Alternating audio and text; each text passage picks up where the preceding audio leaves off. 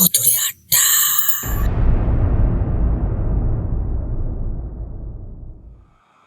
ঘটনার সূত্রপাতের সময় এই নুরু দাদার পেশা ছিল মাছ ধরা, মানে জেলে। উনি বেশ প্রভাবশালী একজন জেলে ছিলেন। উনি একা যে মাছ ধরতেন তা নয়, আশেপাশের অনেক জেলে ওনার আন্ডারে ছিল, তারা মাছ ধরত। উনি তদারকি করতেন, উনি নিজেও গিয়ে মাছ ধরতেন। তো ঘটনাটি যখন ঘটে তখন ওনার বয়স 22 কি 23 বছর।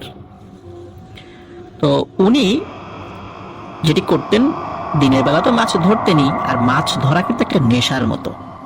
উনি রাত 10টা কি 11টার দিকেও মাছ ধরতে বের হতেন, সারা রাত মাছ ধরতেন, সকালবেলা আবার ঘুমিয়ে পড়তেন। আর 22-23 বছর উনি একজন টকবগে তরুণ যুবক বা যৌবনে পদার্পণ করছেন এমন একটি সময়। আর মাছ ধরতে বের হলে তখন উনি ভালোই মাছ পেতেন। আর ওই অল্প বয়সেই উনি এলাকায় জেলেদের সর্দার হয়ে উঠেছিলেন। আর অনেক মুরব্বী জেলেও ওনার আন্ডারে থাকতো, কারণ ওনার জাল ছিল, নৌকাও ছিল, বেশ অনেক গরিব জেলেরা ওনার কাছে আসতো আর কি। তো যাই হোক, এক রাতে 10টা কি 11টা এরকম একটা সময় উনি মাছ ধরতে বের হন।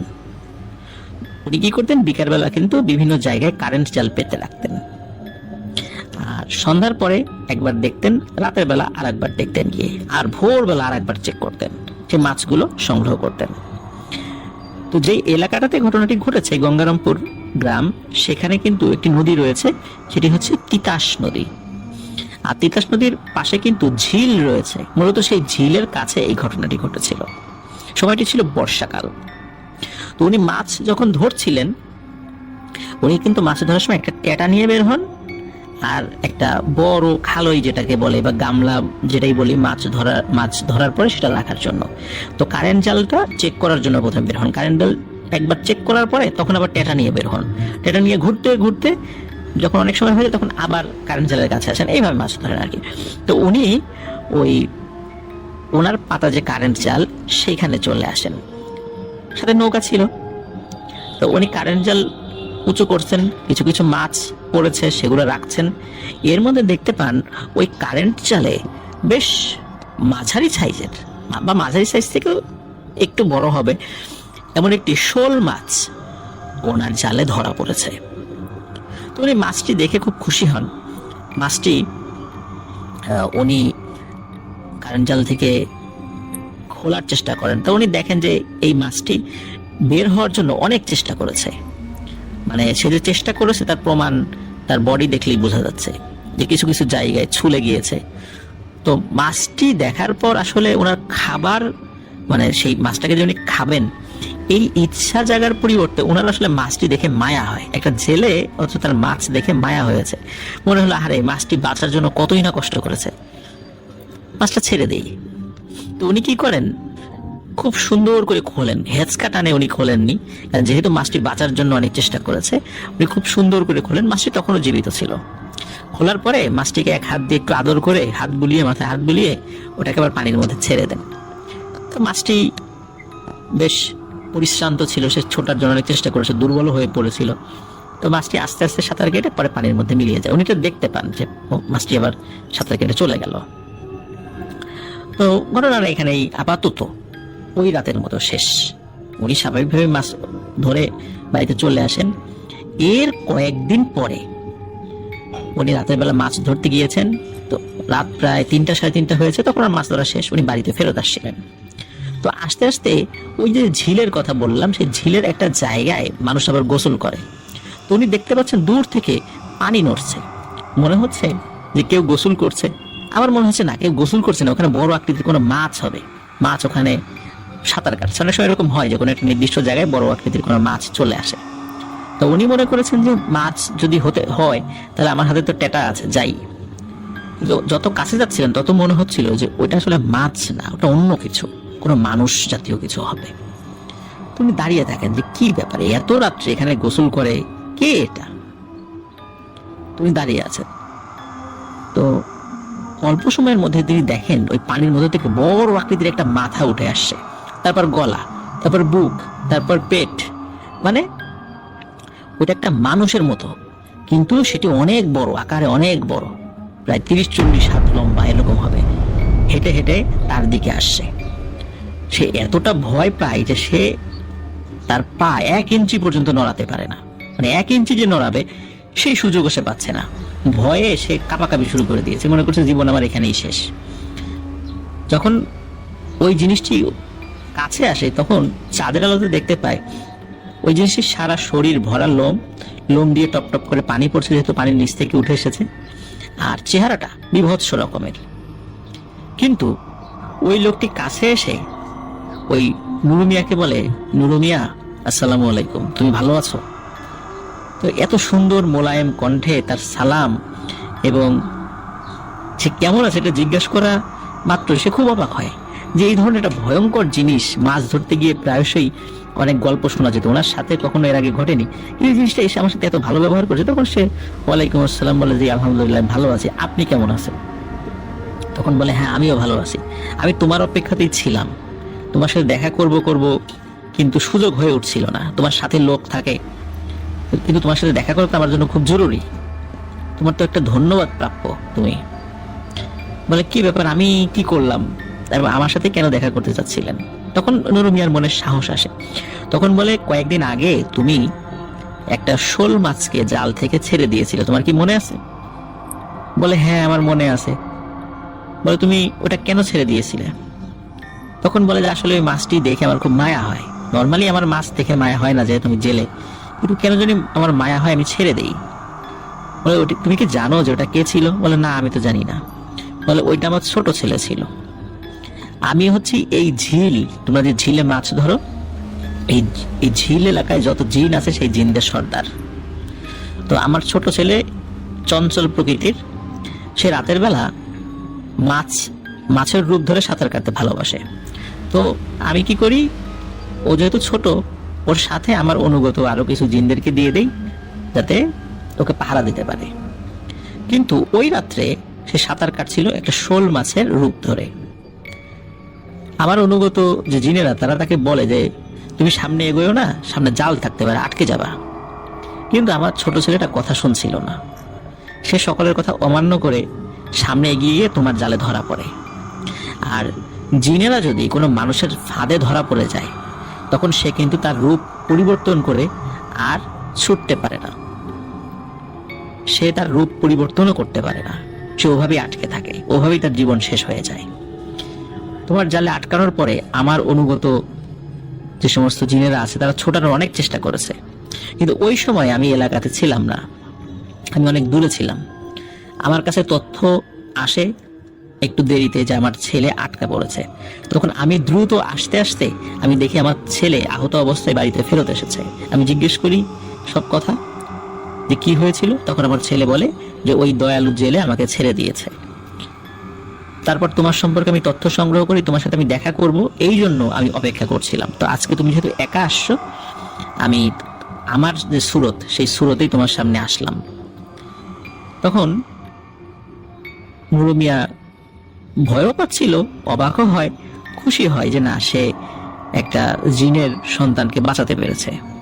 তখন ওই জিনটি বলে আমি তোমার একটা উপকার করতে চাই, তুমি যেহেতু আমার সন্তানকে বাঁচিয়ে দিয়েছো, আমার স্ত্রী আমাকে বলেছে অবশ্যই যেন তোমার আমি কোনো উপকার করি। তো আমি তোমার একটা উপকার করতে চাই। আমি খবর নিয়েছি তুমি টুকটাক কবিরাজি করো, কবিরাজি বিদ্যা জানো। যেহেতু তুমি টুকটাক কবিরাজি করো, আমরা জিনেরা কবিরাজি রিলেটেড অনেক বিষয় আমরা জানি, এই জন্য তোমাকে আমি একটি আংটি দিচ্ছি, তুমি এই আংটিটি সবসময় হাতে পরে থাকবে। এই আংটিটি তোমার যতদিন সাথে থাকবে ততদিন আমার অনুগত অনেক জিনেরা তোমার সাথে থাকবে এবং তোমাকে অনেক কবিরাজি বিষয়গুলো শেখাবে। কিন্তু তুমি ভয় পেও না, তুমি ভয় পাবা না। এবং তুমি শুধু কবিরাজি ট্রিটমেন্ট না, যদি কারো কখনো জিনে ধরে তুমি সেখানে যাবা, সেখানে গেলে ওই জিনে ধরার রোগী কিভাবে ভালো হবে সেটা আমরা দেখব, এটা নিয়ে তোমার কোনো দুশ্চিন্তা নেই। কিন্তু তোমার জন্য একটা কঠোর নির্দেশনা রয়েছে, সেটি হলো তুমি কখনো শোল মাছ খাবা না। তুমি যদি শোল মাছ খাও তাহলে আমরা তোমাকে আর কোনো সাহায্য সহযোগিতা করতে পারবো না, আমরা তোমার কোনো ক্ষতি করবো না, এটাও ওয়াদা করছি, কিন্তু তোমার কোনো সাহায্য সহযোগিতা করতে পারবো না। আর আমরা যদি তোমাকে কোনো সাহায্য সহযোগিতা না করি তখন অনেক দুষ্টু জিনেরা তোমার পিছু লেগে যাবে এবং তখন কিন্তু তারা তোমাকে ক্ষতি করবে। এই জন্য কখনোই শোল মাছ তুমি খাবা না। তিনিও প্রতিশ্রুতি দেন যে হ্যাঁ, আমি শোল মাছ খাবো না। তখন তার বয়স 22 কি 23 বছর, টকবগে যুবক। তো ওই সময় ওই জিনটি তাকে একটি আংটি দেয় এবং সেই আংটিটি হাতে পরে রাখে। এরপর থেকে উনি কবিরাজি কাজগুলো শুরু করে। শুরুতেই বলেছি যে উনি কিন্তু আগে থেকেই টুকটাক কবিরাজি করতেন, মানে এমনি গাছপাতা বা দিয়ে কিছু ওষুধ তৈরি করা, সাধারণ কিছু ট্রিটমেন্ট।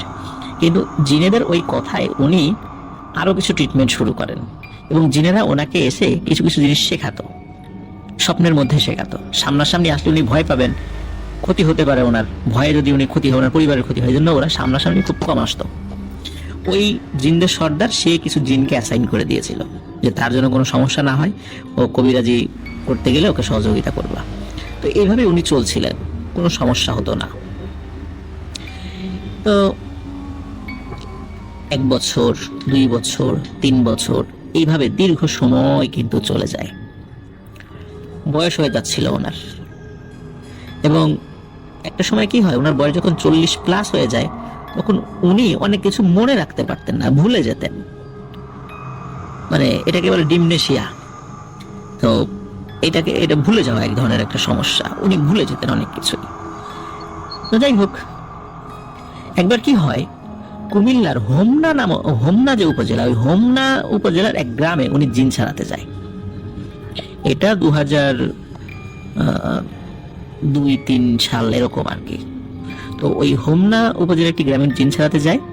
তো জিন ছাড়াতে গেলে ওখানে উনি বুঝতে পারেন যে ওই জিনে ধরা রোগীর 7 জন জিন অ্যাটাক করেছে। তো 7 জন জিন অ্যাটাক করেছে এবং 7 জন জিন একসাথে কথা বলছে। 7টা মানুষ যদি একসাথে কথা বলে কেমন শোনা যায়? তো একই কণ্ঠে 7 জন একসাথে কথা বলছে। আবার কথা মাঝে মাঝে এমন হয় যেমন 7 জন মানুষ একসাথে, মানে এক জায়গায় থাকলে কেউ কারোর সাথে কথা বলছে, আবার সাইডে আরেকজন কথা বলছে, যেরকম শোনা যায়। তো একজন মানুষের কণ্ঠেই এইরকম সাউন্ড আসছে, যেমন একটা মাছ বাজারে যেরকম সাউন্ড হয় ওই রকম সাউন্ড আর কি। মানে 7 জন যে একই শব্দ উচ্চারণ করছে বিষয়টা এরকম না। কখনো করে, কখনো ওদের মধ্যে থেকে কেউ ভেটো দেয় যে না, এটা এরকম হবে না। তো এইরকম কথা হচ্ছিল। তখন ওই যেই নুরু দাদা চিন্তা করেন যে এই জিনগুলো খুবই অবাধ্য, এরা তো কথা শুনবে না, তাহলে একটা কাজ করি, এই 7টাকেই বোতলে পুড়ে ফেলি। তো উনি অনেক কষ্টে 6টা জিনকে বোতলে পুড়তে পেরেছিলেন, কারণ ওই 7টা জিনই ছিল তারা আপন ভাই। একটাকে উনি পুড়তে পারেননি, ওই একটা পালিয়ে চলে যায়। কিন্তু পালিয়ে যাওয়ার আগে বলে যে নুরু মিয়া, আমার 6 ভাইকে তুই বন্দি করলি, আমি এই 6 ভাইকে মুক্ত না করা পর্যন্ত শান্তিতে থাকতে পারবো না, আর তোকেও শান্তিতে থাকতে দেবো না। আমি এই 6 ভাইকে মুক্ত তো করবই, আর যেদিন আমি সুযোগ পাবো তোকে কিন্তু আর সেকেন্ড টাইম ভাববার সময় দিব না, তোর জীবন ওই দিনই আমি শেষ করে দিব। তো এটা বলে সে চলে যায়, আর ওই রুগীও সুস্থ হয়ে যায়। আর উনি ওনার কবিরাজি বিদ্যায় সফলতা অর্জন করেছিলেন মূলত ওই জিনের সর্দারের অ্যাসাইন করা কিছু জিনের সহযোগিতায়। তারাই মোটামুটি জিনে ধরা রোগীর কাছে যখন যেত, তারা নিজেরা আক্রমণ করতো ওই জিনের উপরে, যে জিনটা কোনো একটা রোগীর উপর প্রসেস করেছে, ওকে পিটিয়ে তাড়িয়ে দিত। তো এভাবেই আসলে উনি সফলতা পেয়েছিলেন জিনে ধরা রোগীর ক্ষেত্রে। ওনার নিজের কোনো মানে ওই রকম কোনো কেরামতি ছিল না, উনি এমনি কবিরাজি জানতেন। যাই হোক, এখন আসি ভয়ানক আরেকটি জায়গায়, যেই জায়গাটাতে একটি ঘটনা ঘটার ফলে ওনার জীবনের অনেক ছন্দপতন হয়েছিল। এই তিতাস নদীর এক স্থানে 3 মাথা আছে এবং ওই জায়গাটাতে মানে 3 রাস্তার মোড়ের মতো আর কি, আমাকে যতটুকু বলেছে। এবং ওইখানে একটা ব্রিজ, ওয়াই ব্রিজ বলে, ওয়াই ইংরেজির ওয়াই আকৃতির আর কি, ওয়াই ব্রিজ। একদিকে হোমনা চলে যাওয়া যায়, অন্যদিকে কুমিল্লার খড়মপুরে চলে যাওয়া যায়, মানে এরকম 3টা দিক আছে আর কি ওখানে। আর ওই জায়গার আশেপাশে বেশ মাছ ধরা পড়ে। এই নুরু দাদা উনি কিন্তু কবিরাজি জানলে ওনার মূল পেশা ছিল মাছ ধরা। উনি কিন্তু কখনোই ওনার মাছ ধরা পেশার থেকে সরে আসেনি, উনি রেগুলারই মাছ ধরত। উনি যদিও বয়স হয়ে গিয়েছিল, তো এক রাতে উনি মাছ ধরতে যায়। ওনার ওই সময় তো উনি সরাসরি মাছ ধরতে না, ওনার অনুগত বিভিন্ন জেলে ছিল, তারা মাছ ধরতো। তো উনি দেখেন যে একটা নৌকায় কয়েকজন জেলে মাছ ধরছে, তারা হঠাৎ করে চিৎকার চেঁচামেচি করছে, এই পাইছি পাইছি পাইছি। তখন ওনার যে নৌকা ছিল উনি আবার সেখানে যায়, কি কি পাইলি? বলে এই দেখো দাদু কত বড় শোল মাছ।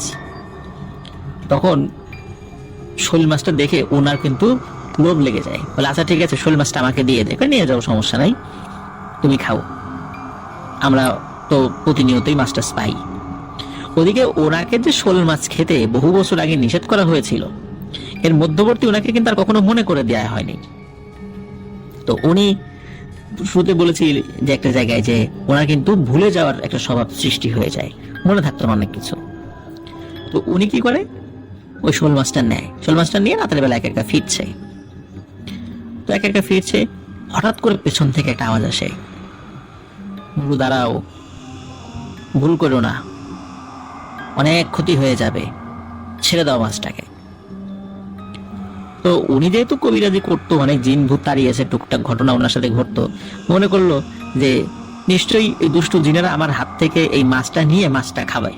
কেন এরকম তো অনেক ঘটনায় আমরা শুনেছি প্রিয় লিসেনার্স, যে কেউ মাছ নিয়ে যাচ্ছে, ইলিশ মাছ, ভয় দেখিয়ে সে মাছ হাতিয়ে নিয়েছে জিনেরা। তো উনি মনে করেন যে এরকম একটা কারসাজি চলতেছে, যে আমার কাছ থেকে মাছটা হাতিয়ে নিয়ে ওরা খাবে। তো উনি পাত্তা দেয় না, উনি যেতে থাকে। কিছুটা পথ এগিয়ে যাওয়ার পর ওনার বাসার কাছাকাছি চলে আসে এবং ওখানে একটা বাঁশঝাড় রয়েছে। উনি বাঁশঝাড়ের ওখানে দেখে শাড়ি পরা, সমস্ত শরীর গহনা, খুব সুন্দরী একজন নারী, অনেক উঁচা লম্বা, এটা কোনো মানুষ না, উনি দেখেই বুঝতেছে প্রায় 20-30 হাত লম্বা হবে, এমন একজন দাঁড়িয়ে আছে। ওই মহিলাটির কোমরে একটি স্বর্ণের কলস ছিল এবং দূর থেকে দেখা যাচ্ছে ওই কলস ভর্তি হীরা মণি মাণিক্য রয়েছে। ওই মহিলাটি বলে, নুরু মিয়া ভুল করছো, ওই মাছটি ছেড়ে দাও, আমার কাছে যে স্বর্ণের যে কলস রয়েছে, কলস ভর্তি মোহর সহ আর অনেক কিছু রয়েছে, এটা নিয়ে যাও, তুমি মাছটিকে ছেড়ে দাও। নুরু মিয়া চিন্তা করে এটা হচ্ছে জিনেদের মায়াজাল, এই ফাঁদে পা দেয়া যাবে না, আর মাছটিও তাদেরকে দেয়া যাবে না। উনি দোয়া দুরুদ পড়তে থাকে, একটা সময় ওই জিনটা চলে যায়, ওইখান থেকে অদৃশ্য হয়ে যায়, সে বাড়িতে চলে যায়। বাড়িতে গিয়েই ওই সময় তার স্ত্রীকে ঘুম থেকে ডেকে তোলে, বলে যে এখনই এই মাছটি রান্না করো, এই শোল মাছটা আমি খাবো। পথে টুকটাক ঘটনা ঘটছে, এই মাছটা রেখে দেয়া যাবে না। ওনার ওয়াইফ ওই মাছটি কোটে, তারপরে রান্না করে খায়। ওনার কিন্তু মোটেও মনে ছিল না যে বহু বছর আগে ওনাকে বারবার বলা হয়েছে কখনোই সে যেন শোল মাছ না খায়, কিন্তু উনি এটি ভুলে গেছেন। ওনাকে দুইবার মনে করায় দেওয়া সত্ত্বেও উনি সেটা ভ্রুক্ষেপ করেননি। যাই হোক, উনি ফজরের নামাজ পড়ে ঘুমিয়েছেন, মাছ টাছ খেয়ে আর কি, পরিবার সদস্যদের সহ 3-4 ঘন্টা ঘুমানোর পরে ঘুম থেকে উনি উঠেছেন, হাত মুখ ধুতে গিয়ে দেখেন ওনার হাতে সেই আংটিটি নেই, যে আংটিটা জিনেরা দিয়েছিল। এত বছর যেটি উনি পড়েছিলেন, সেই আংটিটি ওনার হাতে নেই। ওই আংটিটি পরে থাকতে থাকতে ওনার আঙ্গুলে কিন্তু দাগ হয়ে গিয়েছিল। এখন হঠাৎ করে দেখে সেটা নাই। আর একটা জিনিস পরে থাকতে থাকতে কিন্তু একটা অভ্যাস হয়ে যায়, হঠাৎ করে সেটা না থাকলে সেই জায়গাটা শূন্য শূন্য মনে হয়। তো উনি দেখে আংটি নেই, আংটি কোথায় গেল? পরিবারের সদস্যদেরকে জিজ্ঞেস করি কেউ আংটি আঙ্গুল থেকে খুলেছে কিনা, বলে না, কেউ তো খুলে নেই। সারা বাড়ি তন্ন তন্ন করে খোঁজে, কিন্তু আংটি কোথাও খুঁজে পায় না। ওই দিন থেকেই নুরু মিয়ার অসুস্থতা শুরু হয়। প্রথমে সর্দি কাশি, তারপর শুরু হয় জ্বর। ওই রাতে সেই অবয়বটিকে নুরু মিয়া স্বপ্নে দেখে। তো তিনি স্বপ্নে দেখেন যে ওই যে অবয়বটি, সে এসে বলছে যে নুরু, তোমাকে কতবার করে বলছিলাম যে তুমি শোল মাছ খাও না, তুমি কথাই শুনলা না।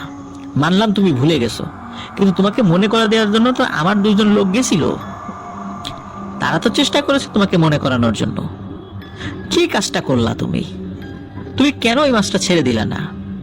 আর ওই মাছটা জিন ছিল না, এটা সত্য, কিন্তু মাছটা কেন তুমি খেলা? ওই মাছটা খাওয়ার ফলে তুমি যে শুধু নিজের ক্ষতি করেছো তা না, তুমি আমাদেরও ক্ষতি করেছো।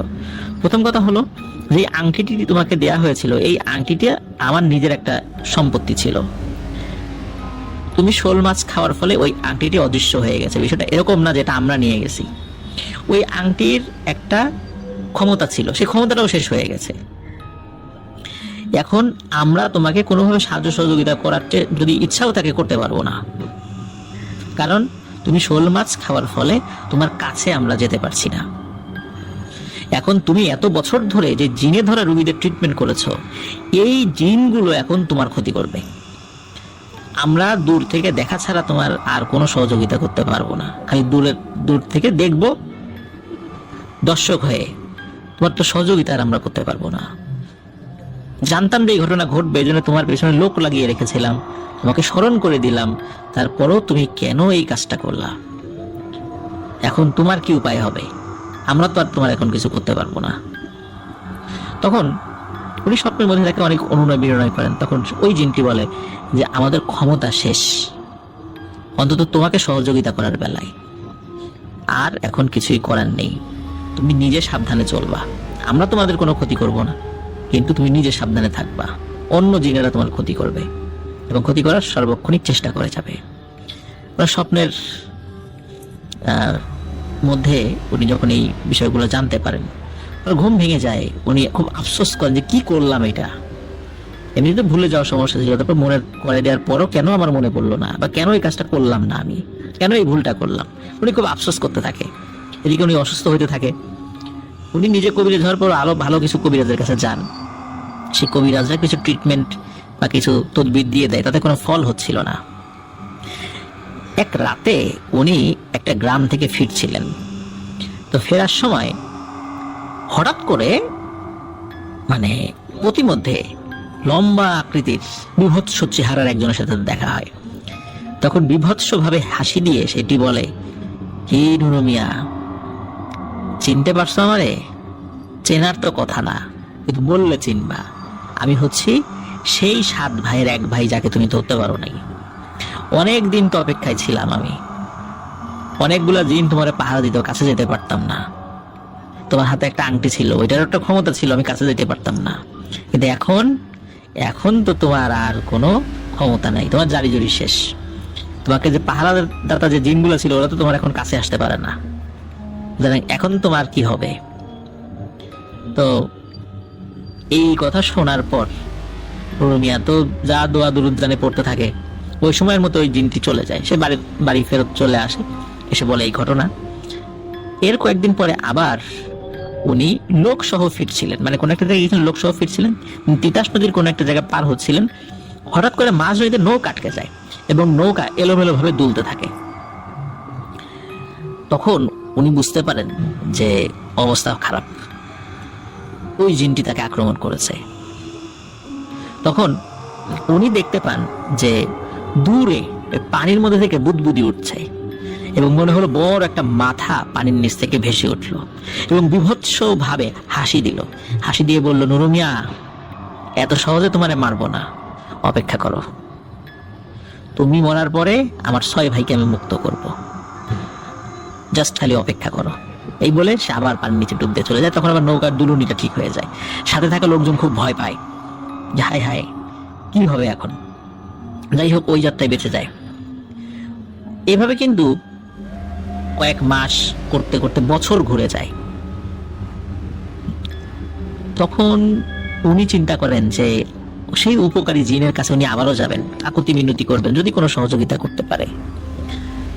উনি এক রাতে যেই জায়গাটাতে তার সাথে দেখা হয়েছিল বহু বছর আগে, যদিও উনি অনেক কিছু ভুলে যেতেন, কিন্তু এসব বিষয় তার মনে ছিল। তো সেখানে গিয়ে তাকে ডাকাডাকি করেন, কিন্তু কোনো সারা শব্দ নেই। উনি যখন ফেরত যাচ্ছিলেন তখন পেছন থেকে অদৃশ্যভাবে আওয়াজ আসে, নুরু মিয়া, তোমার সামনে আমি আসতে পারতেছি না, তুমি সেই পথ রুদ্ধ করে দিছো, আমার কিছুই করার নাই, তুমি আল্লাহ আল্লাহ করো আর সাবধানে থাকো, এছাড়া আমার আর কিছু বলার নাই তোমার জন্য। তো যাই হোক, ওই সময় সে অনেক কাকুতি মিনতি করে, কিন্তু বলে যে আমার কোনো ক্ষমতা নাই এখন আর। নুরু মিয়া বাড়ি চলে যায়। 2007 সালের কোনো এক দিনের বেলা নুরু মিয়া গোসল করতে গিয়েছিল পুকুরে। তো পুকুরে গোসল করতে গিয়েছিল দুপুর বেলা। গোসল করতে গিয়ে উনি আর উঠে আসেনি। লোকজন তাকে খোঁজাখুঁজি করতে যায়। ওই পুকুরে কাদার মধ্যে, মানে পানির নিচে যে কাদা, সে কাদার মধ্যে তাকে কোমর পর্যন্ত ডুবন্ত অবস্থায় পাওয়া যায় এবং মৃত অবস্থায় তাকে উদ্ধার করা হয়। ওনার মৃত্যুর আগে যত ঘটনা ঘটেছিল তিনি তার পরিবারের সাথে শেয়ার করেছেন বলে আমরা আপনাদেরকে জানাতে পারলাম। কিন্তু ওনার মৃত্যুটা আসলে কিভাবে হয়েছিল, চোরা কাদায় পড়ে গিয়েছিলেন নাকি প্যারানরমাল কোনো ঘটনার ফলে তার মৃত্যু হয়েছিল, যেহেতু উনি মারা গেছেন কাউকে তো বলে যেতে পারেননি। তবে সকলে বলেন, পরিবারের সদস্যরা বলেন যে তাকে ওই যে 7 ভাইয়ের এক ভাই যে বাইরে ছিল, যাকে আটক করতে তিনি সক্ষম হননি, সেই জিনটি তাকে হত্যা করেছে হয়তো। এভাবেই বুড়ো দাদার জীবনের সমাপ্তি ঘটে। প্রিয় লিসেনার্স, এই ঘটনা থেকে আমরা কিন্তু কয়েকটা বিষয় জানতে পারলাম। অনেকেই প্রশ্ন করেন, জিনেরা নিজেরাই তো মাছ খেতে পারে, তাহলে অন্যের ধরা মাছ কেন খেতে হয়, কেন ভয় দেখায় অন্যদেরকে? এই প্রশ্নের উত্তরটা হলো এটাই, সেটা হলো যে কিছু মানে পিশাচ প্রকৃতির জিন যারা অনেক শক্তিশালী, ওরা নিজেরা মাছ ধরে খেতে পারে। কিন্তু অধিকাংশ জিনেরাই যারা মাঝারি আকারের শক্তিশালী জিন বা নিম্ন শক্তিধর জিন, ওরা সরাসরি মাছ ধরে খাওয়াটা তাদের জন্য অনেক কঠিন। এই জন্য মানুষ যদি মাছ ধরে সেগুলো তারা খেতে পারে। আর কোনো জিন যদি কোনো অন্য রূপ ধরে এবং ওই রূপে যদি মানুষের হাতে ধরা পড়ে যায়, তাহলে নাকি সে তার রূপ চেঞ্জ করতে পারে না, ছুটতেও পারে না, যতক্ষণ না পর্যন্ত তার মৃত্যু হয়। এরকম একটি বিষয় আমরা এই ঘটনা থেকে জানতে পেরেছি। আমি মুশফিকুল হাসান, আমি ধানমন্ডি থেকে এসেছি। তো আমার যে ঘটনাটা শেয়ার করবো আপনাদের সাথে, সেটা আমার ফ্যামিলি একটা কাজিনের সাথে হয়। আমার কাজিনের নাম প্রিয়ন্তী।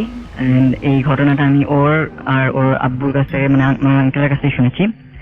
তো ঘটনাটা হয় যখন ওরা ওদের প্রথম বাসায়, যেটা বাড্ডাতে থাকতো, তখন হতো। তো এটা ছিল 2006 সাল। তখন ও ক্লাস 7-এ পড়তো। অনেক ঠান্ডা ছিল যেদিন ঘটনা ঘটে, প্রথম দিন ঘটনার অনেক ঠান্ডা ছিল দেখে ওর রুমে সব দরজা জানালা লাগানো ছিল। তো লাগানোর পর 10টার দিকে ওর মা এসে প্রিয়ন্তীকে রাত্রেবেলা খাইয়ে দেয় এবং 11:30টার দিকে প্রিয়ন্তী ঘুমিয়ে পড়ে একা ওর রুমে। তো হঠাৎ গভীর রাতে 3টা-4টার দিকে এরকম সময় ওর ওয়াশরুম থেকে একটা আওয়াজ এলো, ভয়েস কি বলছে, প্রিয়ন্তী, এই প্রিয়ন্তী। তো এটা শুনে ও প্রথমে মনে করলো ও স্বপ্ন দেখছে। তো যখন দেখলো যে না, ওর জেগে আছে, তাহলে তো এটা স্বপ্ন দেখার কোনো প্রশ্নই আসে না।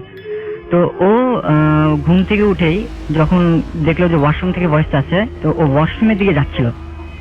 তো যখনই যাচ্ছিল হঠাৎ করে ওর মাথার মধ্যে একটা ডিজিনেস চলে আসে এবং ওর কেমন জানি আনইজি ফিল হচ্ছে, অনেক খারাপ লাগতেছে ওর। ওইটার কারণে ও চিৎকার চিৎকার চেঁচামেচি করে। এতে ওর আব্বু আর আম্মু সাথে সাথে ওর রুমে চলে আসে এবং লাইট অন করে বলে, মা তোর কি হয়েছে? প্রিয়ন্তী বলে যে আমি এরকম ওয়াশরুম থেকে একটা ভয়েস শুনছি যে আমাকে ডাকছে। তো ওর বাবা মা তো পাত্তা না দিয়ে বসে, এটা তোর স্বপ্ন হতে পারে, তুই ঘুমিয়ে যা। তো প্রিয়ন্তী এটা স্বপ্ন মনে করি ও আবার ঘুমিয়ে পড়লো। তো তারপরে 1 সপ্তাহ এরকম কিছু হয় নাই। 1 সপ্তাহ পর যেটা হলো, আবারও সেম ঘটনাটা ঘটলো। গভীর রাতের সময় ওকে এরকম ওয়াশরুম থেকে এরকম ডাকছে, প্রিয়ন্তী, এই প্রিয়ন্তী। ও এটা শুনলো, শোনার পর এবার আরো ঘুম থেকে উঠে সাথে সাথে চিৎকার চেঁচামেচি করছে। কিন্তু এবার যে জিনিসটা হলো রাসেল ভাই, সেটা হলো গিয়ে ওর বাবা মা কেউ শব্দটা পায়নি। এই ওর চিৎকার চেঁচামেচি করে যাচ্ছে এবং ওয়াশরুম থেকে কিন্তু আওয়াজটা স্টিল আসতেছে, ওকে কিন্তু এখনো ডাকতেছে ওয়াশরুম, ওইখান থেকে যে ভয়েসটা আসতেছে। তো ও সাথে সাথে ওর রুমের দরজা খুলে ওর বাবা মার রুমের সামনে গিয়ে চিল্লাচিল্লি করা শুরু করলো, কিন্তু ওর বাবা মা ওর একটা আওয়াজই শুনেনি। তো ও কান্নাকাটি শুরু করলো এবং প্রচন্ড অনেক কাঁদতেছিল। কাঁদতে কাঁদতে হঠাৎ করে একটা পয়েন্ট ও সেন্সলেস হয়ে যায়। ওর আর কিছু মনে থাকে না। যখন ওর জ্ঞান আসে তখন সকাল হয়ে যায় এবং ও দেখে ওর মায়ের পায়ে শুয়ে আছে এবং ওর মা ওকে জিজ্ঞেস করলো, মা তুই সারা রাত ড্রয়িং রুমে কেন পড়েছিলি? তুই কি খারাপ কোনো স্বপ্ন দেখেছিস? প্রিয়ন্তীর সাথে সাথে বললো, মা আমি যে গতকালকে রাতে তোমাদেরকে এত চিল্লাচিল্লি করে ডাকলাম, তোমরা কি শুনোনি? ওর মা বললো, না মা, আমি তো তোর কোনো চিল্লাচিল্লি শুনিনি। তো ওর মা বললো, আমি রাত 2টার দিকে তোর রুমে গেছি, রুমে গিয়ে দেখলাম যে তুই এখনো ঘুমিয়ে আছিস। তো আমি তো প্রত্যেকদিন রাতেই তোর রুমে যাই, গিয়ে দেখি তুই ঘুমাতে থাকিস, আর প্রত্যেকদিন রাত 2টার দিকে আমি এরকম সময় যাই। তো রাসেল ভাই, এটা থেকে বোঝা গেল যে ঘটনা যেটা হচ্ছে এটা সবসময় রাত 2টা পর হচ্ছে। তো এটা তো গেল সেদিনই রাতে আবার যেটা হলো, ও ঘুমাচ্ছে এবং আবার সেই ভয়েসটা আসছে। কিন্তু এবার ভাই রাসেল ভাই, ভয়েসের মধ্যে একটু ডিফারেন্স আছে। ভয়েসটি ছিল একটি মেয়ের এবং ভয়েসটি বলতেছে, প্রিয়ন্তী, এই প্রিয়ন্তী, তুমি যতই চিৎকার চেঁচামেচি করো তোমার চিৎকার কেউ শুনবে না, তুমি এদিকে আসো, তুমি আমার কাছে আসো। প্রিয়ন্তি এটা শুনে সাথে সাথে হামা করে কাঁদতে লাগলো এবং অনেক জোরে জোরে সে কাঁদতেছে, এবার চিৎকার চেঁচামেচিও করতেছে সাথে। তো এবার যখন কাঁদতেছে হঠাৎ করে শুনে যে ভয়েসটা আর নাই। তো ও যখন চোখটা খুলে তখন রাসেল ভাই যেটা দেখলো সেটা হলো গিয়ে ওর সামনে একটি মেয়ে বসে আছে। মেয়েটির চোখগুলো অনেক সুন্দর, জল জল করছে এবং মেয়েটি পুরো সাদা কাপড় পরা। তো এটা দেখার সাথে সাথেই ও আরেকটা জিনিস দেখলো যে ওই মেয়েটি ওর দিকে একটা মুচকি হাসি দিল। ওইটা দেখি প্রিয়ন্তি আবারও সেন্সলেস হয়ে যায়। তো এটা পরের দিন সকালবেলা যখন ওর জ্ঞান ফেরত আসে, ওর বাবা মাকে পুরোটা বুঝিয়ে বলে। ওর বাবা মা তো এটা কোনো মতে বিশ্বাস করতে চাচ্ছে না, তো এই কারণে ওকে একটা ডক্টর দেখানো হয়। তো ডক্টর ওর পুরো কাহিনী শোনার পর, পুরো ঘটনা শোনার পর ডক্টর ওকে সাজেস্ট করলো যে আপনি যেহেতু বাসায় একা থাকেন মাঝে মাঝে, কারণ ওর বাবা মা দুজনেই জব করে, তো এইটার কারণে আপনি হয়তো বা এইসব হ্যালোসিনেশন করতেছেন। তো এটার প্রেসক্রিপশনে ডক্টর তাকে একটা প্রত্যেক রাতে ঘুমের ওষুধ খেয়ে ঘুমাতে বসে এবং প্রিয়ন্তি এটা করে। নেক্সট 2 মান্থ ধরে ওর সাথে কিছু হয়নি। সিন্স যেহেতু নেক্সট 2 মান্থ ধরে কিছু হয় নাই, ও ওর লাইফটাকে নর্মালি লিড করাবার স্টার্ট করছে। এটা হলো কি 2007-এ যখন ও ক্লাস 8-এ উঠে তখনকার ঘটনা। 2 মাস পরে, তখন ছিল পহেলা বৈশাখের আগের রাত। অনেক বড় আকারে পহেলা বৈশাখের আগের রাতে অনেক বড় আকারে একটি কালবৈশাখী ঝড় এসেছে এবং সেটি মানে অনেক প্রচন্ড এফেক্ট করেছে বলতে পারেন। তো ওদের কালবৈশাখী ঝড়ের কারণে ওদের বাসায় কোনো বিদ্যুৎ ছিল না, কারেন্ট চলে যায়। তো ওর বাবা মা ঘুমানোর আগে প্রিয়ন্তিকে দেখে যায়। প্রিয়ন্তিকে দেখলো যে ওর টেবিলে বসে চার্জার লাইটে ও লেখাপড়া করছে। তো বাবা মা শুতে যাওয়ার সাথে সাথে রাসেল ভাই সেদিন থেকে শুরু হলো মেইন ঘটনাটা। প্রিয়ন্তি যখন ওর বাবা মা চলে যায় তার আধা ঘন্টা 1 ঘন্টা পরে প্রিয়ন্তি লেখাপড়া করছে, এমন সময় ওয়াশরুম থেকে আবার সে আগে ভয়েসটা আসছে। এবার প্রিয়ন্তি ভয়েসটা শুনে চিৎকার চেঁচামেচি করেনি, উল্টা সে করেছে কি, সে দাঁড়িয়ে কান্না ভরা গলায় বললো যে কি হচ্ছে এইসব, আমার সাথে কেন এটা হচ্ছে। তো ওর প্রশ্নের উত্তর কেউ দিল না। ভয়েসটা আবারও বলছে তুমি আমার কাছে এসো, তুমি এদিকে এসো। তো এবার প্রিয়ন্তি একটু সাহস করে ওয়াশরুমে গেল। যাওয়ার পর রাসেল ভাই দরজাটা খুলে যখন গেল, যেটা দেখলো রাসেল ভাই সেটা হলো ওর যে ওয়াশরুমের যে আয়নাটা সেটা পুরাটা জল জল করছে এবং দূরে ও দেখেছে যে একটি মেয়ে ওর দিকে হেঁটে আসতেছে।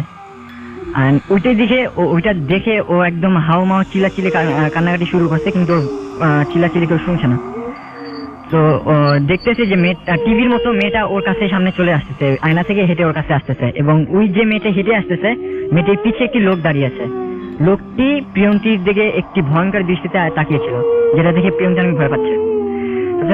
মজার বিষয় রাসেল ভাই, মানে অবাক হওয়ার বিষয় যে মেয়েটা যখন হেঁটে হেঁটে একদম আয়নাটির কাছে চলে আসে, প্রিয়ন্তি আয়নায় দেখতে পায় যে মেয়েটাকে দেখছে হেঁটে আসতে সেই মেয়েটা একদম হুবাহু ও নিজেই। প্রিয়ন্তি নিজেকে দেখছে, কিন্তু রাসেল ভাই যে জিনিসটা, ওই যে আয়নার ভিতরে যে মেয়ে ও যে নিজেকে দেখতেছে ওর বয়স আরো বেশি ছিল। মানে প্রিয়ন্তি ওর ফিউচারটাকে ওইখানে দেখতেছে, ফিউচারে কিরকম দেখতে হতে পারে, এটা দেখে ও পুরো শক্ত হয়ে গেল। এবং ওই আয়নার ভিতরে যে মেয়েটা প্রিয়ন্তিকে দেখে বলল তুই এসেছিস সরি, এই বলে তা ওরা জোরে জোরে হাসা শুরু করলো এবং মেয়েটার পিছে যে লোকটি দাঁড়িয়েছিল সেও পর্যন্ত হাসা শুরু করলো। এটা দেখে প্রিয়ন্তি চোখ বন্ধ করে আরো কান্নাকাটি শুরু করলো। ওর কান্না শুনে হাসিটা থেমে গেছে, আয়নার ওখানে যে মেয়েরা হাসতেছিল ওই যে হাসিটা থেমে গেছে। তখন যখন ও আয়নার দিকে তাকায় রাসেল ভাই, ও দেখে যে ওই মেয়েটি, আয়নার পিছনে যে মেয়েটি ছিল, ওর চেহারাটা বদলে দিল। চেহারাটা বদলে ওর একটি খালাতো বোন যার নাম নাদিয়া আপু চেহারাটা নিয়েছে। রাসেল ভাই, নাদিয়া আপু ওই ঘটনা ঠিক 1 মাস আগে মারা গেছে। এটা দেখে ও আর ওখানে থাকতে পারেনি, সাথে সাথে ওয়াশরুমের দরজাটি লাগিয়ে ও রুমে দৌড় দিয়ে বিছানায় কান্না শুরু করলো। এমন সময় ওয়াশরুম থেকে একটি বিকট আওয়াজ আসে, যেটাতে আপনার মনে গ্লাসটা ও আয়নাটা ভেঙে যায় বিকট আওয়াজে, মানে গ্লাস ভাঙার আওয়াজ আসে এবং বাইরে ঝড়ের কারণে একটি বিদ্যুৎ চমকানোর আওয়াজে ও সাথে সাথে সেন্সলেস হয়ে যায়। সেন্সলেস হওয়ার পরে ওর বাবা মা আসে রুমে পরের দিন, এসে দেখে যে ও সেন্সলেস হয়ে পড়ে আছে এবং ওর ওয়াশরুমের যে গ্লাস আয়নাটা পুরোটা ভাঙা এবং কিছু কিছু আয়নায় আপনার কিছু আয়নার টুকরাগুলিতে, মিররের টুকরাগুলিতে রক্ত লাগা ছিল। তোর বাবা মামা মনে করেছে যে প্রিয়ন্তি এটা নিজেই করতে পারে, যেহেতু ওর সাথে এসব প্রবলেম চলতেছিল। তো এটা মনে করে ওর বাবা মা প্রিয়ন্তির হাত পা চেক করলো, কিন্তু রাসেল ভাই কোনো কাটা ছেঁড়া দাগ ছিল না, যে কারণে তারা প্রিয়ন্তি পুরো ঘটনা বলার পর এখন তারা একটু বিলিভ করা শুরু করেছে। যাই হোক, ওইটা 1 সপ্তাহ পর কিছু হয় না রাসেল ভাই। পরে যেটা ফাইনালি যেটা হয় সেটা 1 সপ্তাহ পর সেম ঘটনা প্রিয়ন্তির বাবার সাথে শুরু হয়। আঙ্কেলের রুমে বারান্দা থেকে শুনে যে আঙ্কেলের নাম ধরে কে জানি ডাকছে। সে জিনিসটাকে এড়িয়ে যাওয়ার চেষ্টা করে, কিন্তু তাকে বারবার বারান্দা থেকে ডাকতে থাকে। সে ঘুম থেকে উঠে বারান্দার গেটটা খুলে এবং সে বারান্দায় গিয়ে দেখে কেউ নেই। উনি এটাকে অতটা গুরুত্ব না দিয়ে সে ঘুমিয়ে পড়ে। পরের দিনও একই জিনিসটা হয়। এবার যেটা হয়, তাকে নাম ধরে ডাকছে, সে গেল আবার, কিন্তু কাউকে পেল না পরের দিনও। তো সে রুমে ফেরত এসে দেখে তার ওয়াইফ এখনো ঘুমাচ্ছে। এমন সময় তার রুমের দরজা হঠাৎ জোরে কে জানি ধাক্কাচ্ছে। তো সে কাছে গেল, কাছে গিয়ে বলল কে, এবং দরজার অপর পার থেকে তার মেয়ে প্রিয়ন্তী বলছে, বাবা আমি, খুলো, আমাকে বাঁচাও। সে সাথে সাথে দরজা খুলে দেখে তার মেয়ে প্রিয়ন্তী এখানে দাঁড়ানো, এবং প্রিয়ন্তী পুরা ঘেমে আছে এবং ওর চোখ কাঁপতে কাঁপতে পুরো ফুলে গেছে। প্রিয়ন্তী বলল যে, বাবা আমার রুমে আবার সেই আয়না ভাঙার বিকট শব্দ আসলো। ও আর ওর বাবার সাথে সাথে দৌড় দিল ওর রুমে, গিয়ে দেখলো ওয়াশরুমের দরজাটা খুলে যে রাসেল ভাই নতুন যে আয়নাটা লাগিয়েছে সেটা আগেরটার মতো সেম ভাবে ভেঙে চুরমার। এবার প্রত্যেকটা আয়নার টুকরে আপনার রক্ত ছিল। এইটা দেখার সাথে সাথে ওর বাবা ডিসিশন নেয় যে না, আমরা আর এই বাসায় থাকবো না। এই বাসায় এই ডিসিশনটা নেওয়া হয়। পরে ওরা বাসাটা চেঞ্জ করে, এবার ঢাকার অন্য একটা জায়গায় থাকে। এটা আমাকে জায়গাটার নাম বলতে নিষেধ করেছে। তো ওখানে ওরা থাকে, এবং প্রথম ওই বাসাটা ওঠার পর প্রিয়ন্তী ওয়াশরুমে যেতে অনেক ভয় পেত, কারণ স্বাভাবিক এরকমই একটা জিনিস ওর সাথে পাশে হয়। তো ভয় পাওয়ার কারণে পরে আস্তে আস্তে ও যেতে পারে। তো পরে ও শেষমেশ যখন দেখলো যে এরকম ওর সাথে এরকম ঘটনা ঘটতেছে না, ও পরে চিন্তা করলো, ও আর ওর বাবা চিন্তা করলো যে এতদিন ধরে যে আমাদের সাথে যা হলো, এটা কেন হলো, কি কারণে হলো। এটা ওরা এখনো পর্যন্ত বিলিভ করতে পারেনি। আর যে জিনিসটা, এটা ওরা রিজনটাও জানতে পারেনি আর জানার চেষ্টা করেনি। অনেকে আছে, অনেক কবিরাজ এনে এরকম ওরা করেছে আপনার ওই বাসাটার রিজনটা জেনেছে, কিন্তু ওরা পারেনি। থ্যাংক ইউ রাসেল ভাই, এটা ছিল আমার মোস্ট ওয়েলকাম। নামটি বলছি না সঙ্গত কারণে, কারণ এখনো আমি সেই হসপিটালে ডোম হিসেবে কর্মরত আছি। আমি একটি সরকারি হসপিটালের ডোম। আসলে আমরা যে ধরনের কাজ করি সে কাজগুলো সুস্থ মস্তিষ্কে করা সম্ভব নয়, তাই কাজ করার আগে আমরা কিছুটা মদ্যপান করে থাকি। যাই হোক, মূল ঘটনাতে আসি। ঘটনাটির সময়কাল আজ থেকে প্রায় 10 থেকে 15 বছর আগে হবে। সেদিন রাতে ওই অঞ্চলের থানা থেকে একটি লাশ আসে। রাত 1:30টার মতো বাজে তখন। লাশের সাথে থাকা 4 জন পুলিশ সদস্য ছিলেন। পুলিশ সদস্যদের মধ্যে একজন আমাকে জানায়, সাবধানে, চোখ কান খোলা রেখে কাজ করবে কিন্তু।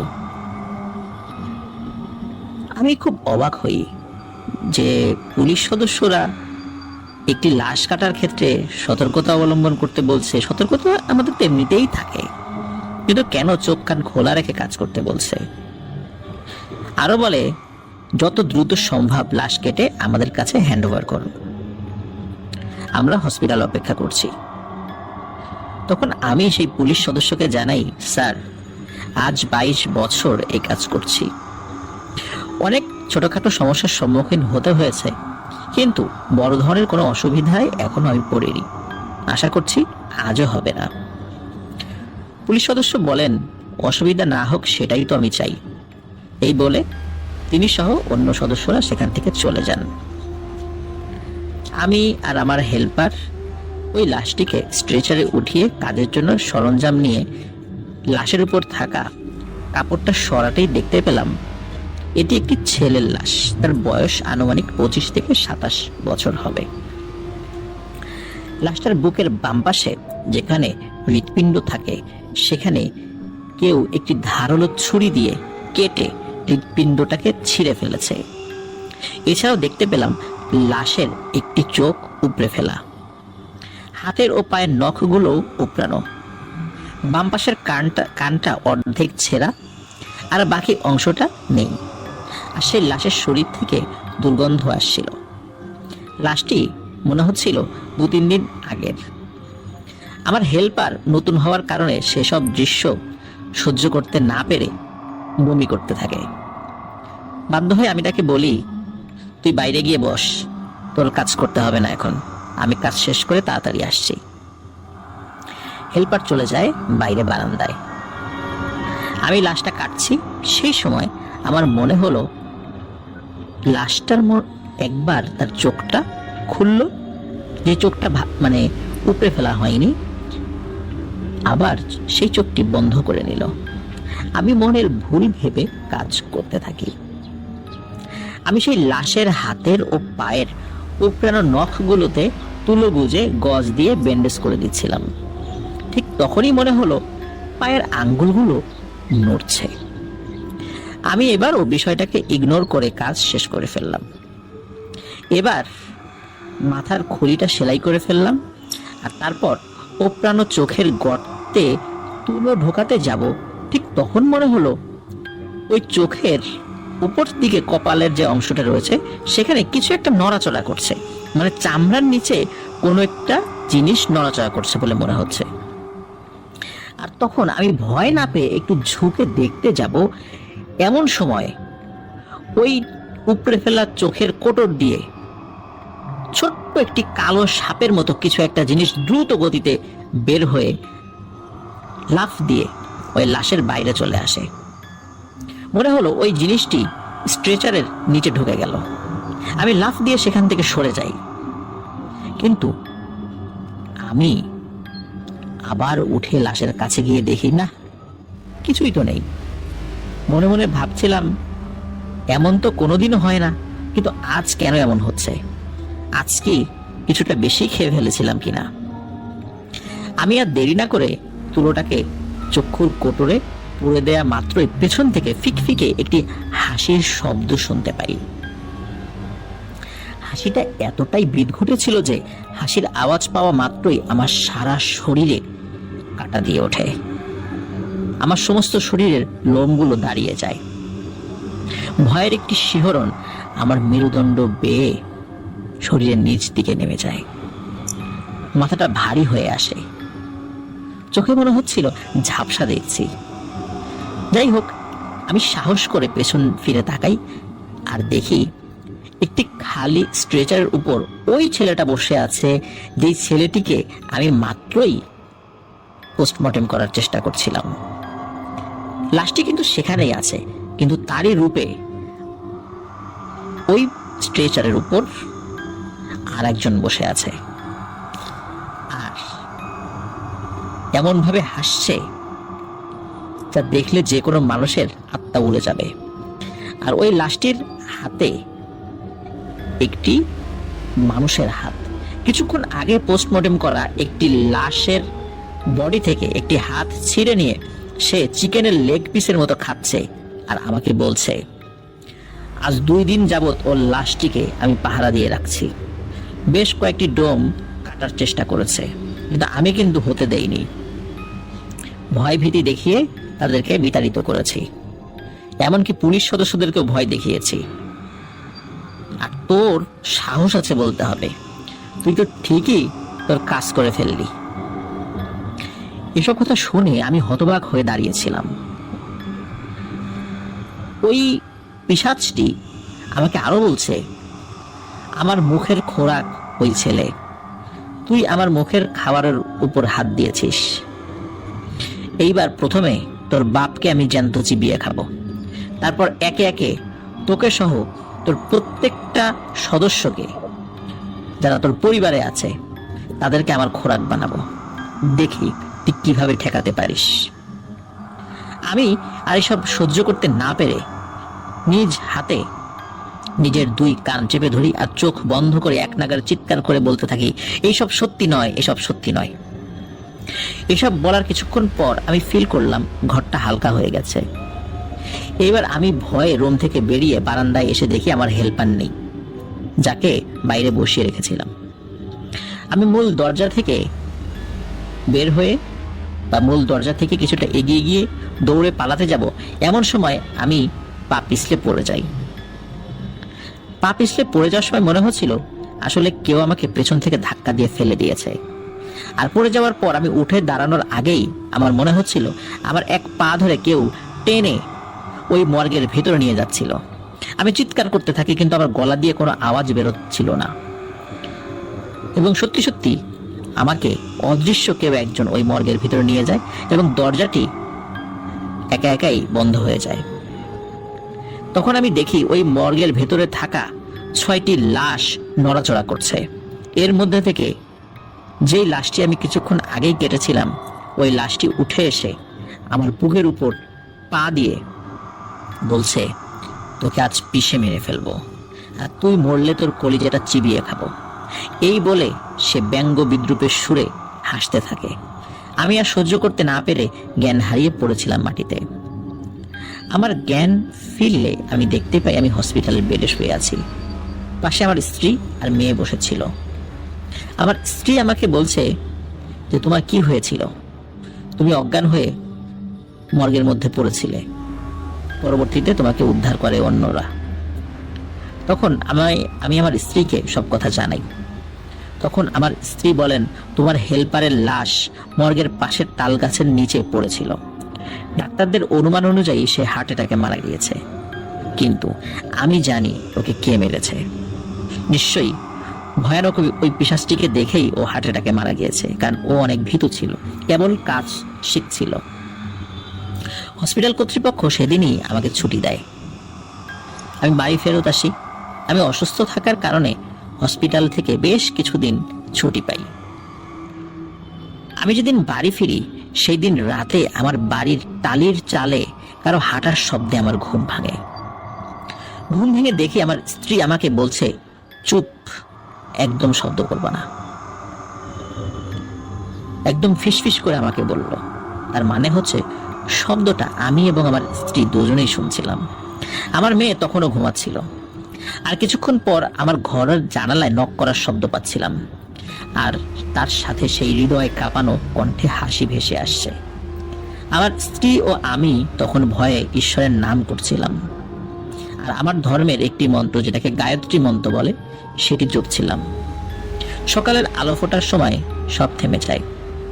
আমরা আর এক মুহূর্ত দেরি না করে আমাদের এলাকার এক পুরোহিতের কাছে যাই। পুরোহিত মশাইকে সবকিছু জানাই। উনি আমাদেরকে বলেন, তুমি এক পিশাচের পাল্লায় পড়ে গিয়েছ। যাই হোক, উনি বলেন যে তোমরা 7 দিন নিরামিষ খাবে, আর কিছু রিচুয়ালের কথা বলেন। পুরোহিতের পরামর্শ অনুযায়ী সেই রিচুয়ালগুলো আমি আমার বাড়িতে করি। এরপর থেকে আজ অবধি এই বিষয়টি নিয়ে আর কোনো সমস্যা হয়নি। এটি ছিল ঘটনা। আমি সাকওয়াত হোসেন বাবন, এসেছি পুরান ঢাকা আর্সেন গেট থেকে। তো আমি আজকে যেই ভূত এফএমে যে ঘটনাটি শেয়ার করব, সেটি আমার জীবনে ঘটে যাওয়া একটি ঘটনা। এবং আমি ছোটবেলা থেকেই ভূত পেত বা প্রেতাত্মা এই ধরনের কোনো কিছু বিশ্বাস করি না, এখনো করি না। কিন্তু তারপরে মানুষের জীবনে এমন কিছু ঘটনা ঘটে যায় যেগুলোকে মানুষ কোনো ব্যাখ্যা দিতে পারে না, বা নিজের কাছেই কখনো কখনো অবিশ্বাস্য মনে হয়। তো আমি আজকে যে ঘটনাটা বলবো সেটা ঠিক 93 ঘটনা। তখন আমি ম্যাট্রিক পরীক্ষা দিয়েছি, রেজাল্টের জন্য অপেক্ষা করছি। আর রেজাল্টের জন্য যখন আমরা অপেক্ষা করি তখন দেখা যায় যে আমাদের ধর্মকর্ম একটু বেড়ে যায়। তো আমার মধ্যে এটা আছে।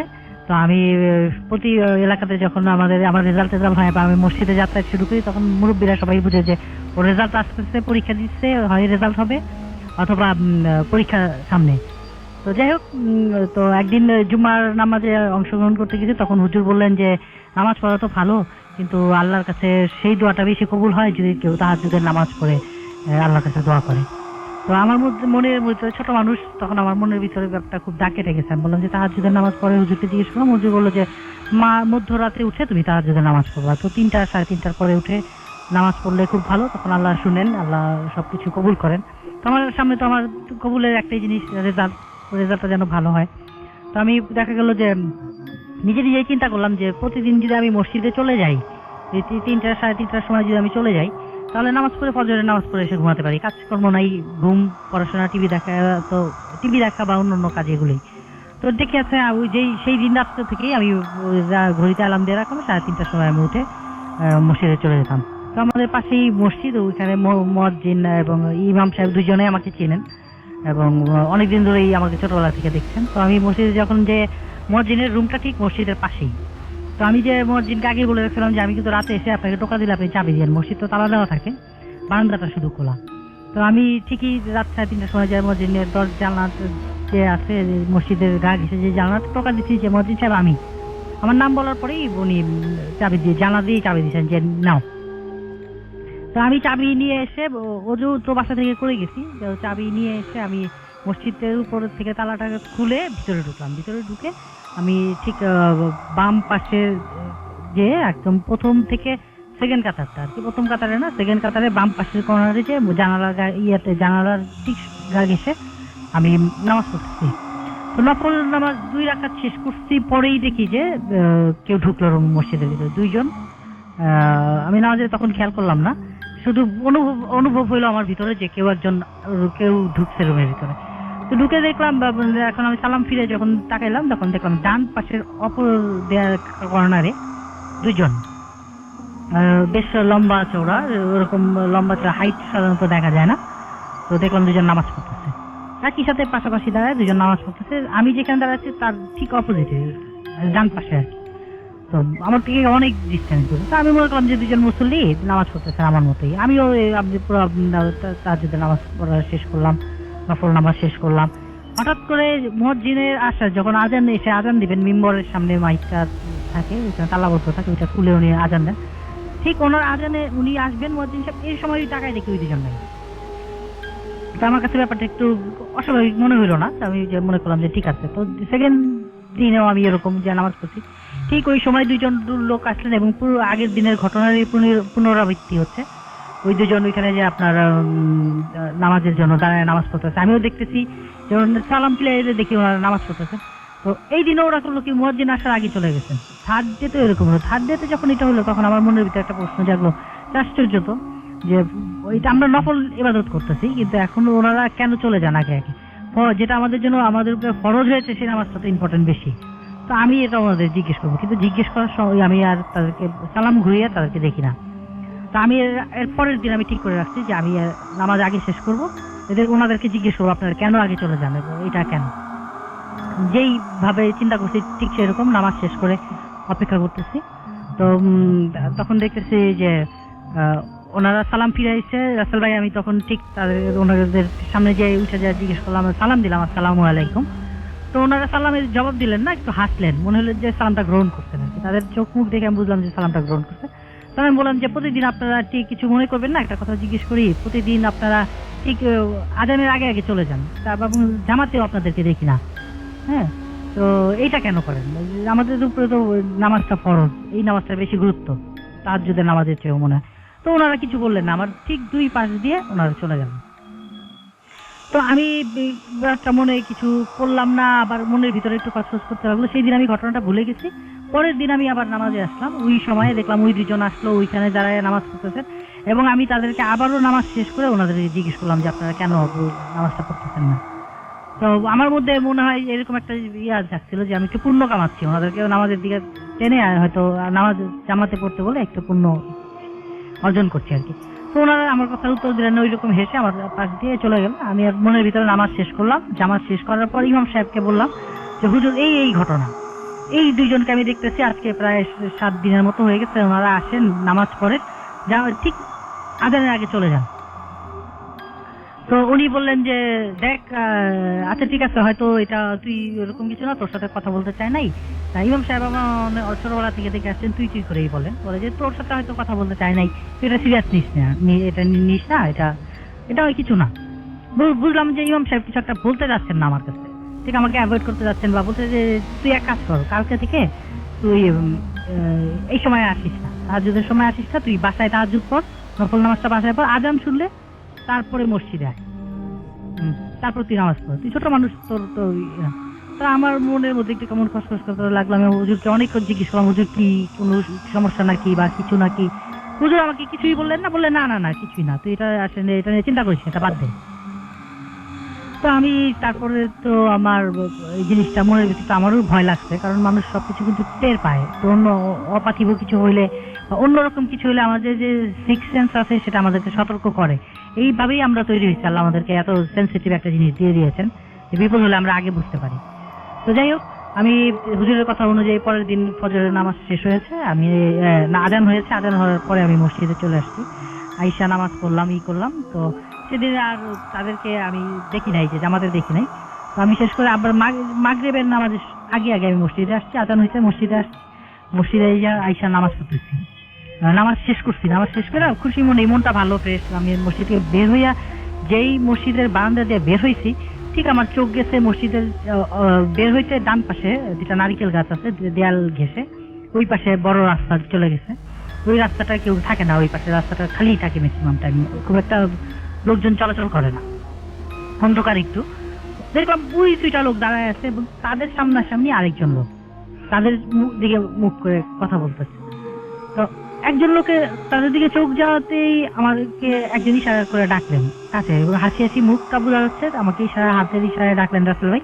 তো আমি তার হাতের ইশারা করে আমি গেলাম। আমার মধ্যে কোনো তখন আর ভয় নাই, যে এখন মসজিদে মুসল্লিরা নামাজ পড়তেছে, তো এখানে সবাই আছে। তো আমি গেলাম, যে সালাম দিলাম, আসসালামু আলাইকুম। ওনারা মাথা নাড়ালেন আগের মতো। আমি সালাম দেওয়ার সাথে সাথে যিনি আমার দিকে পিছন দিয়েছিলেন তিনি ঘুরলেন। তিনি ঘুরে আমাকে বললেন যে কেমন আছেন।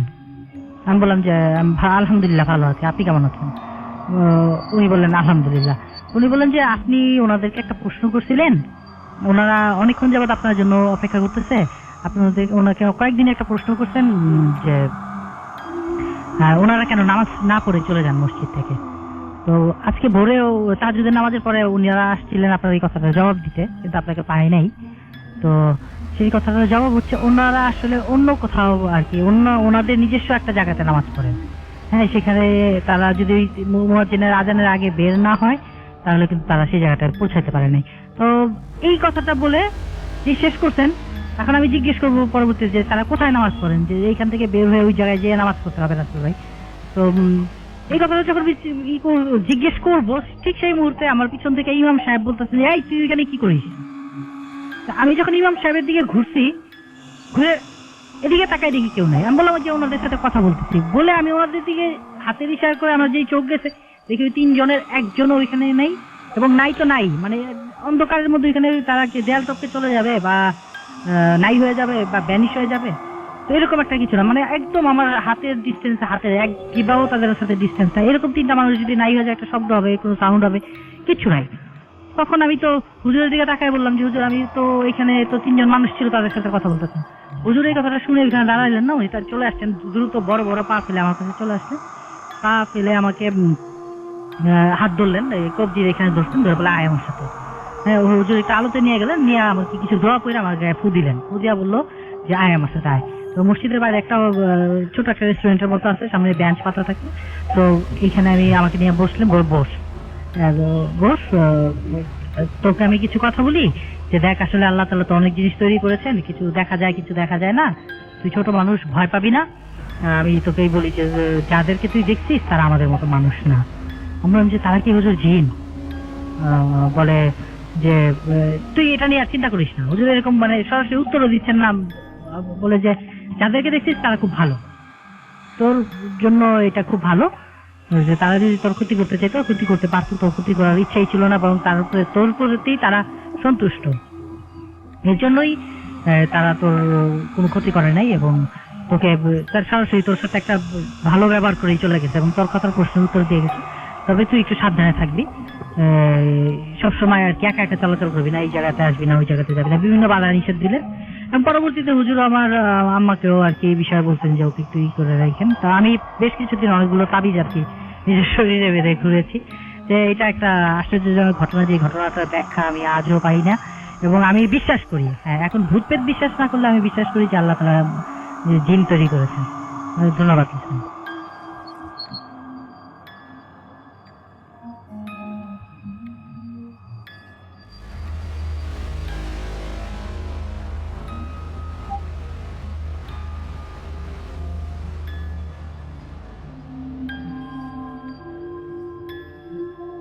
আব্বা এবং আম্মাকে তাদের বাড়ির সামনে নামিয়ে দেওয়ার সাথে সাথে উনি দ্রুত রিক্সা নিয়ে চলে যান।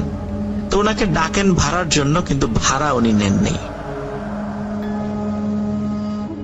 প্রিয় লিসেনার্স, এই ঘটনার মাধ্যম দিয়ে সুমন ভাইয়ের আম্মার সাথে ভয়াবহ একটি ঘটনার সমাপ্তি ঘটে। আশা করি ঘটনাটি ভালো লেগেছে।